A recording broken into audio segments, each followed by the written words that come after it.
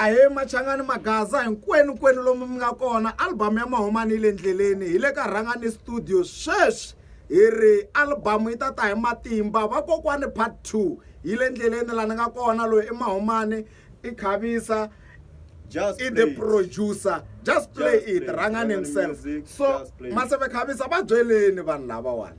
Are you ready for Mahomani album? Here it is. Tonanyan.